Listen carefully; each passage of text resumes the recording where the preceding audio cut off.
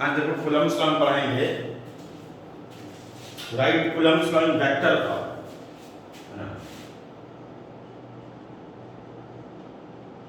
तो Coulomb's law कैसे लिखेंगे वेक्टर फॉर्म में, इसको देखना है। एक चीज और जान लो, इस बार जो है ना सिलेबस में पूरा फुल सिलेबस है। आज ही के पेपर में दिया है कि जैसे लास्ट ईयर क्या हो गया था, सिलेबस कट किया गया था 30%। तो 30% जो लास्ट ईयर रिड्यूस किया गया था, इस बार वो रिड्यूस नहीं किया गया, इस बार पूरा फुल सिलेबस है। ऐसे हम लोग जो है ना पूरा फुल सिलेबस ही पढ़ाए थे लास्ट ईयर भी, है ना।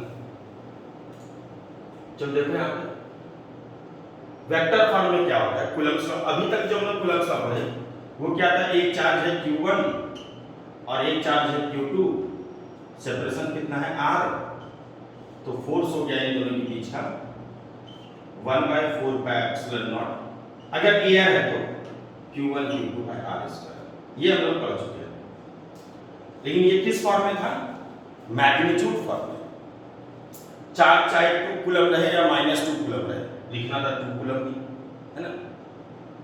और हाँ, एरो हम लोग दिखाते थे, डायरेक्शन हम लोग अलग से दिखाते थे। देखो पॉजिटिव पॉजिटिव है तो रिपल्सन होगा, पॉजिटिव नेगेटिव है तो अट्रैक्शन होगा। अब इस बार क्या है, वेक्टर फॉर्म में लिखना ही है, डायरेक्शन के साथ लिखना ही है। यानी अब जो हम लोग करने वाले हैं उसमें हमको डायरेक्शन दिखाना नहीं है, डायरेक्शन खुद ब खुद मेंशन होगा उसमें। जबकि इसके ये वाला फॉर्मेट जो होता था उसमें हम लोग डायरेक्शन दिखाते थे कि रिपल्सन होगा कि अट्रैक्शन होगा। वैसे 95% जगह यही यूज होना है, यही यूज होना है मैक्सिमम जगह। वेक्टर फॉर्म एनसीईआरटी में दिया हुआ भी है ना, इसलिए पढ़ना चाहिए, है ना। अब वेक्टर जो तुम 11th क्लास में पढ़े हो उसमें क्या था कि वेक्टर उसको बोलते हैं जिसके पास मैग्नीट्यूड होगा और साथ साथ क्या होगा, डायरेक्शन, दोनों अगर है तो क्या होगा, वेक्टर। मैग्नीट्यूड मतलब क्या होता है, उसका वैल्यू, न्यूमेरिकल वैल्यू। जैसे फॉर एग्जांपल 5 एम्पियर, तो 5 इज द मैग्नीट्यूड। 4.2 न्यूटन, तो 4.2 मैग्नीट्यूड। तो ये हो गया मैग्नीट्यूड। और डायरेक्शन क्या होता है, आई जे के करके होता था, है ना। डायरेक्शन जो हो गया आई जे के करके ऐसे रहता था, यूनिट वेक्टर जिसको बोलते थे। जैसे अगर कोई भी लिखा हुआ 4 आई कैप या 4 मीटर आई कैप, इसका मतलब 4 मीटर हो गया मैग्नीट्यूड और आई कैप हो गया डायरेक्शन, ये चीज हो गया। तो डायरेक्शन कौन होता था, आई होता था, जे होता था, के होता था, या माइनस आई, माइनस जे, माइनस के, इस तरह से। तो किसी भी वेक्टर को लिखने का तरीका क्या होता है, जैसे अगर कोई ए से स्टार्ट किया और ए से बी गया, कितना दूर गया, 4 मीटर, किस एक्सिस में गया, एक्स एक्सिस में गया। तो कैसे लिखते थे 11th क्लास में, इस तरह से, ए से बी गया 4 मीटर और साथ साथ आई क्या, एक्स एक्सिस में जरा इसका आई क्या लिख दिया। तो 4 मीटर क्या हो गया, मैग्नीट्यूड। 4 मीटर क्या हो गया, मैग्नीट्यूड ऑफ ए बी। अगर हम तुमसे पूछे कि बताओ ए से लेके बी तक का मैग्नीट्यूड कितना है, तो तुम बोलोगे 4 मीटर। अगर हम तुमसे ये पूछे कि बताओ ए से बी जाने का डायरेक्शन कौन है, तो तुम बोलोगे आई क्या, ये चीज। तो किसी भी वेक्टर को लिखने का तरीका क्या होता है, उसका मैग्नीट्यूड हो गया और साथ साथ डायरेक्शन हो गया। तो तुम इसको चाहो तो ऐसे लिख सकते हो, तो ए से लेके बी तक जो ये लिखा हुआ है 4 मीटर आई कैप, तो 4 मीटर क्या हो गया, magnitude of A B, and I cap is the direction of A B. तो ये हो गया इसका मैग्नीट्यूड, अब बगल में उसका हो गया डायरेक्शन।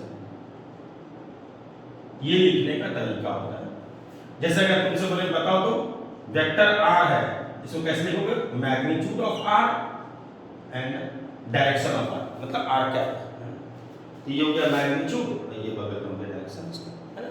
ये इस तरह से किसी वेक्टर को लिखने का तरीका ऐसे होता है, मैग्नीट्यूड बगल में डायरेक्शन। तुम चाहो तो आर कैप को ऐसे लिख सकते हो, vector R by magnitude of R, इस तरह से vector R by magnitude are.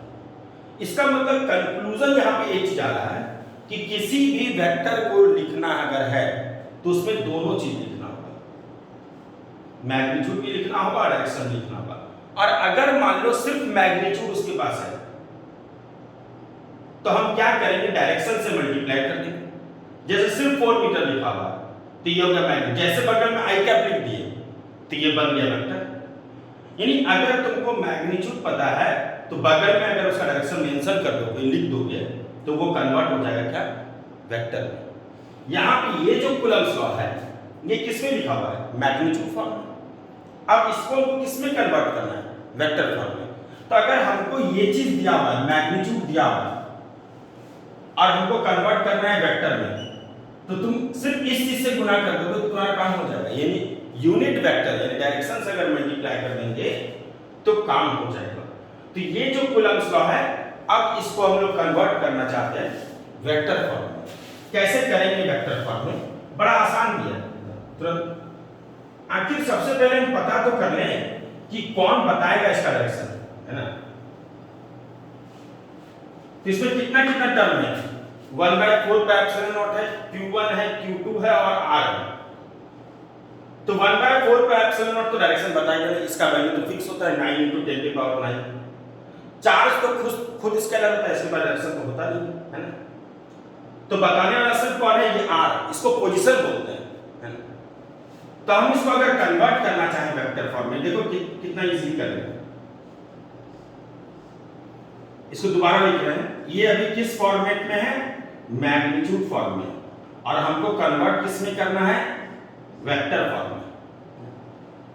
तो हम ढूंढते हैं, हम खोजेंगे आखिर कि q1 q2 और r में कौन बताएगा डायरेक्शन। तो r बताएगा, q1 q2 ऐसे है और r ऐसे हो गया।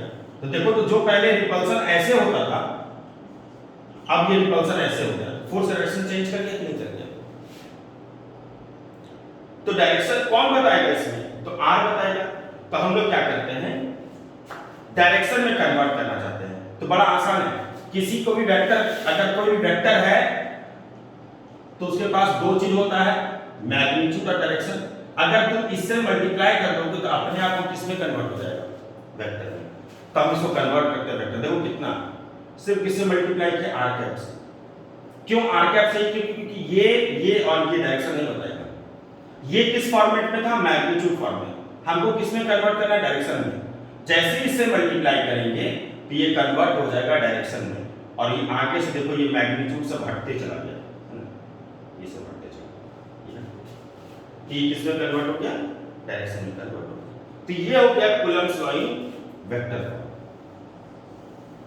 अब सब जगह से मैग्नीट्यूड हट चुका है, तुम चाहो तो इसको अपने सुविधा अनुसार ऐसे भी लिख सकते हो, 1/4 pi epsilon naught q1 q2 by r² i into multiply किसे कहते हैं, r कैप से। हम चाहें तो इसको ऐसे लिख सकते हैं। क्या इस r कैप को लिख सकते हो vector r bye magnitude of r, इस r कैप को लिख सकते हैं vector r bye magnitude of r। इसको नीचे ले आए, है ना। और ये r² और ये r, क्योंकि ये और ये मल्टीप्लाई हो क्या हो जाएगा, वेक्टर में कन्वर्ट हो जाएगा, ये क्यूब में कन्वर्ट हो जाएगा।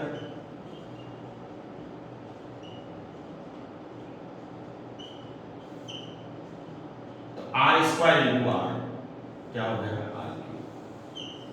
तो कूलम्स लॉ वेक्टर फॉर्म में लिखने का तरीका इस तरह से। कैसे लिखें, ये q1 q2 तक इस फॉर्मेट में हमको पहले से पता है कैसे होता है।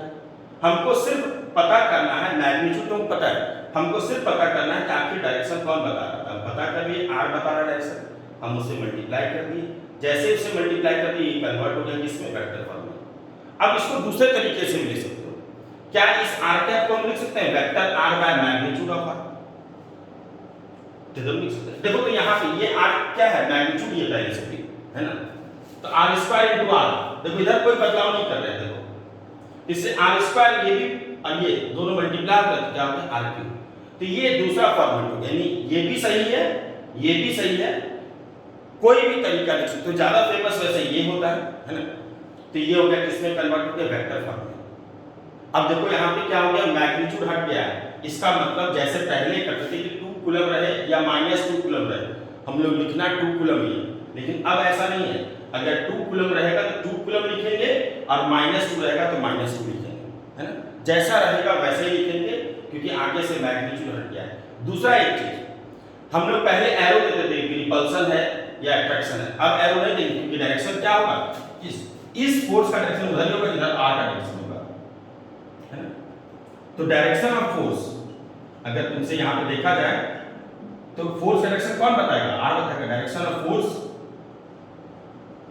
Is same as the direction of R, ये हो जाएगा जिधर आर का डायरेक्शन, यानी तुमको इस बार रिपल्सन और अट्रैक्शन नहीं दिखाना है ना, ये चीज है। अब इसका हम लोग एक और तरीका करते हैं जो एनसीईआरटी में भी लिखा हुआ है, पोजीशन वेक्टर करते हैं, है ना। तो ऐसे भी कर लेते हैं। अब देखो 2 मिनट फिर से रिपीट करते हैं 11 का ही, है ना, 11 का ही पोर्शन है, 2 मिनट फिर से रिपीट कर लेते हैं। पोजीशन वेक्टर किसको बोलते हैं? पोजीशन वेक्टर क्या होता है, किसी भी शहर का, कोई भी शहर है, जैसे अगर तुम यहां से मान लो पटना से भागलपुर आ गए, अब तुम देखिए क्या पटना से हम भागलपुर आ रहे हैं, तो देखते क्या है, आने के क्रम ये पटना है और ये भागलपुर है, बाय रोड आ रहे हैं। तो जब हम लोग मुंगेर पहुंचे तो देखते हैं यहां पर लिखा हुआ है भागलपुर 65 किलोमीटर, माइलस्टोन पे, माइलस्टोन पे कितना लिखा हुआ, भागलपुर 65 किलोमीटर। फिर आगे सुल्तानगंज आ गए, वहां पे लिखा हुआ भागलपुर 30 किलोमीटर। फिर नाथनगर आ गए, वहां पे लिखा हुआ भागलपुर 8 किलोमीटर। अब हमको समझ में नहीं आया कि जब नाथनगर आ गए हैं तब फिर क्यों लिखा रहा है कि भागलपुर 8 किलोमीटर। तो इसका मतलब अब भागलपुर शहर भी घुस गए, फिर भी दिखा रहा है कि भागलपुर 2 किलोमीटर। तो इसका मतलब भागलपुर में कोई ना कोई एक ऐसा जगह होगा जहां से मेजर किया जाता है कि यहीं से नापना है किसी शहर से किसी शहर के बीच का दूरी। तो भागलपुर में वो जगह 0 माइल है। इसका मतलब किसी भी शहर का डिस्टेंस नापने के लिए अगर बाय रोड जा रहे हैं तो वहां पे एक 0 माइल बना होता है। 0 माइल मतलब जहां पर माइलस्टोन 0 हो जाए उसको बोलते हैं 0 माइल। तो भागलपुर में 0 माइल है, पटना में 0 माइल है, ऐसी हर शहर में 0 माइल होता है ना। छोटे छोटे जगह जो जहां पे मेनली सब लोग पहचानते हैं, जो फेमस है या जहां से कैलकुलेशन करना होता है। यही अगर बाय ट्रेन जाएंगे, अगर बाय ट्रेन जाएंगे तो स्टेशन टू स्टेशन होगा, है ना। बाय रोड जाएंगे तो 0 माइल टू 0 माइल होगा, ये चीज है। तो इसका मतलब किसी भी शहर को अगर पता करना है कि इस शहर से ये कितना दूर है, तो हम लोग को मेजर करना होगा उस शहर के 0 माइल से, है ना। और अगर तुमको लिखा हुआ है, अगर मुंगेर में लिखा हुआ है कि भागलपुर 65 किलोमीटर, यहां पे माइलस्टोन में लिखा हुआ है भागलपुर 65 किलोमीटर, इसका मतलब ये पक्का है कि भागलपुर से, ये अगर ए लिखे और ये बी लिखे तो भागलपुर से मुंगेर तक के बीच का दूरी हो गया, यानी ये कौन सा दूरी हो गया, ए से लेकर के बी तक का दूरी हो गया कितना, 65 किलोमीटर। अगर हम पटना पहुंच गए और यहां लिखा हुआ 250 किलोमीटर भागलपुर, यहां पे माइलस्टोन में लिखा हुआ भागलपुर 250 किलोमीटर, इसका मतलब भागलपुर से पटना के बीच का दूरी है 250 किलोमीटर, यानी ए से लेकर के सी तक का दूरी है 250 किलोमीटर। अगर तुमको यहां से यहां तक का दूरी पता करना है, यानी मुंगेर से भागलपुर के बीच का दूरी कितना है, तो तुम क्या करेगा, यहां से यहां तक का पता करना है तो तुम ए से लेकर के सी तक का पता है कितना है, ए से लेकर बी तक का पता है तो माइनस कर देना, निकल जाएगा यहां से। तो ये जो लिखा रहता है, ये जो माइलस्टोन पर लिखा, ध्यान देना, ये जो माइलस्टोन पे लिखा रहता है कि मुंगेर जो है, हम वहां का पढ़े माइलस्टोन पे लिखा हुआ था भागलपुर 65 किलोमीटर, इसका मतलब जरूर कोई ना कोई जगह होगा भागलपुर जहां से नापा जा रहा है मुंगेर को, है। तो इसी को बोलते हैं पोजीशन वेक्टर। पोजीशन मतलब उसका स्थिति का नाम, position vector of Bhagalpur with respect to Munger, है ना। अब ये हो गया यहां का पोजीशन वेक्टर। तो फिलहाल इसको हम लोग किसे लिखे, बी से लिखे हैं, तो बोलेंगे पोजीशन वेक्टर ऑफ बी। इसको क्या बोलेंगे, पोजीशन वेक्टर ऑफ सी, यानी पटना का क्या पोजीशन है भागलपुर के रिस्पेक्ट में, पोजीशन वेक्टर ऑफ सी। तो अगर तुमको बी से सी तक का दूरी पता करना है कि बी से सी तक का दूरी कितना है, तो तुम क्या करोगे, यहाँ के पोजीशन में से यहाँ का पोजीशन यानी सी का पोजीशन में से बी का पोजीशन माइनस कर देगा, यही चीज ठीक है। यहाँ से आपका दूरी पता है इतना, यहाँ से आपका आपको पता है, यहाँ से आपका पता है, यहाँ से आपका माइनस कर देगा, तो यही चीज होता है। तो इसको याद रखने का एक तरीका सीख लेते हैं। अगर हम ए से बी वेक्टर है तो इसको ऐसे बोल सकते हैं position vector of B minus position vector of A. जो पीछे होगा वो आगे हो जाएगा। देखो यहां ए से सी का दूरी पता है, ए से बी तक का पता है, तो बी से सी तक का दूरी कैसे निकालेंगे, इसमें से इसको माइनस करेंगे। यानी बी से सी तक का दूरी पता करना है तो सी के पोजीशन में से बी के पोजीशन को माइनस करेंगे। अगर लिखा है एम एन, इसका मतलब position vector of N minus position vector of M. P Q, इसमें position vector of Q minus position vector of P, इस तरह से। ठीक है, होता है पोजीशन वेक्टर। पोजीशन मतलब उसका स्थिति क्या है किसी खास जगह से, एक तरह से। हम लोग नॉर्मली बोलते भी अच्छा कोई आता है कहीं से, अच्छा कहां पे पहुंचे, क्या पोजीशन है पहुंचने का, है ना, बोलते हैं। इसका मतलब वो दिखाता है किसके रिस्पेक्ट में। अब अगर एक चार्ज है Q1 और दूसरा चार्ज है Q2, इसके बीच का सेपरेशन दिया हुआ है R, इसको लिख रहे हैं A, इसको लिख रहे हैं B। ये हो गया एक तरह से एक जगह। इसका पोजीशन वेक्टर मान लो RA है, इसका पोजीशन वेक्टर मान लो RB है। तो कहेंगे बताओ तो यहां से यहां तक का दूरी क्या है, तो इसका पोजीशन वेक्टर दिया हुआ है, इसका पोजीशन वेक्टर दिया हुआ है, तो A से लेके B तक का पोजीशन वेक्टर होगा, यानी R जिसको बोलो, A से B मतलब R। तो क्या करेंगे, B के पोजीशन वेक्टर में से माइनस कर देंगे A का पोजीशन वेक्टर, तो निकल जाएगा यहां से यहां तक का। जैसे मैं एक एग्जांपल बताता हूं, जैसे दिया हुआ ये Q1 है और ये Q2, ये A लिखा हुआ है, ये B लिखा हुआ है, और RA दिया हुआ है कितना है 3i + 2j + 3k। ऐसे RB दिया हुआ है 6i + 5j + 7k, ये दिया हुआ है। कर बताओ तो A से B तक का क्या होगा दूरी, यानी अगर हमको A से B, जिसको हम लोग नॉर्मली R से लिखते हैं, तो क्या करेंगे B के पोजीशन में से माइनस कर देंगे A का पोजीशन। अब B का पोजीशन कितना है देखो तो 6i + 5j + 7k, और A का पोजीशन कितना है 3i + 2j + 3k। कितना होगा 6i - 3i 3i, 5j - 2j 3j, 7k - 3k 4k।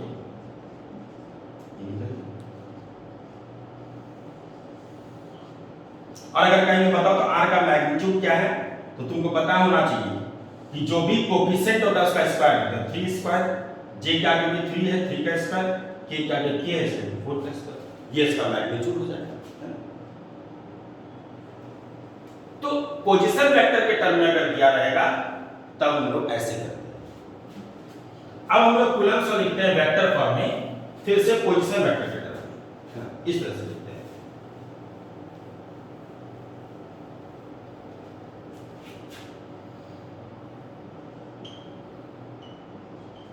ये Q1, ये Q2, ये RA दिया हुआ है, RB दिया हुआ है, और यहां से आप क्या लिखते हो R लिखते हो। अच्छा फोर्स कैसे लिखे अभी हम लोग वेक्टर फॉर्म में, 1/4πε0 Q1 Q2 r² होता था, और उसको r से मल्टीप्लाई करके ऐसे लिख देते हैं। ये भी तुरंत सीखिए, तुम चाहो तो इसका ऐसे भी लिख सकते हो। ये अब हम लिख रहे हैं पोजीशन वेक्टर के टर्म में।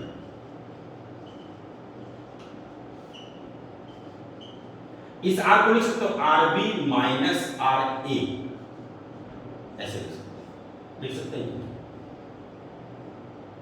और ये R भी ऐसे लिख सकते हैं।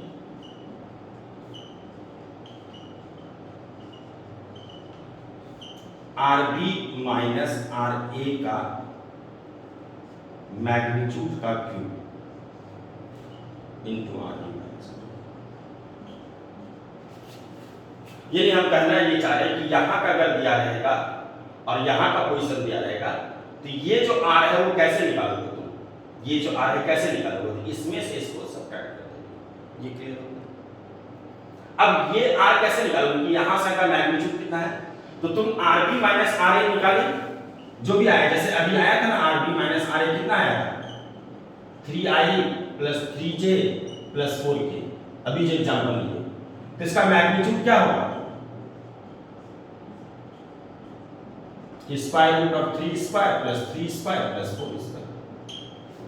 तो हम चाहें तो इस r के जगह, है ना, ये तो मैग्नीट्यूड नहीं चला, इस r की जगह लिख सकते हैं rb माइनस ra का मैग्नीट्यूड, क्योंकि इसका क्यूब लगा हुआ है इसलिए क्यूब तो लिखना होगा, है ना। अगर ये क्यूब नहीं होता तो तुम ऐसे लिख देते rb माइनस ra का मैग्नीट्यूड, है ना, लेकिन चूंकि क्यूब लगा हुआ है इसलिए क्यूब तो देना होगा। तो ये तरीका हो गया फिर से कूलम्ब्स लॉ पोजीशन वेक्टर के टर्म में, है ना। और ये अगर यहां से अगर डायरेक्ट दिया रहेगा तो डायरेक्ट पुट करेंगे, और यहां का अलग अलग करके दिया रहेगा तो तुम पहले निकाल लोगे rb माइनस ra। ये तो थ्योरेटिकल पार्ट है। नॉर्मली हम लोग क्या करते हैं, हम ये r आराम से निकाल सकते हैं। कैसे निकाल सकते हैं, rb माइनस ra करके हम इस r का मैग्नीट्यूड भी आराम से निकाल सकते हैं। कैसे निकाल सकते हैं, और पुट कर, क्यों इसको याद रखेंगे, न्यूमेरिकल बनाने के टाइम में तो याद ही नहीं रखेंगे, डायरेक्ट पुट कर देंगे। ये दिया हुआ ये दिया हुआ तुरंत निकालिए। ये कैसे निकालेंगे, जब ये निकाल ही चुके हैं तो इसका मैग्नीट्यूड निकालना कौन सा बराबर होना चाहिए, पुट कर दिए। इसी चीज को थ्योरेटिकल वे में लिखिए, यानी ये r क्या हो गया, rb माइनस ra हो गया, और ये r क्या हो गया, rb माइनस ra का मैग्नीट्यूड, क्यूब था इसमें क्यूब कर दिया, है ना। तो ये हो गया Coulomb's law in vector form. यानी अगर वेक्टर फॉर्म में किसी को भी वेक्टर फॉर्म में अगर कन्वर्ट करना होता है तो सिंपल कॉन्सेप्ट क्या है कि तुम उसके डायरेक्शन से मल्टीप्लाई कर दो, है ना, ये चीज है। अब हम लोग सीखेंगे नेक्स्ट डे इलेक्ट्रिक फील्ड, नया चैप्टर स्टार्ट करेंगे, है ना।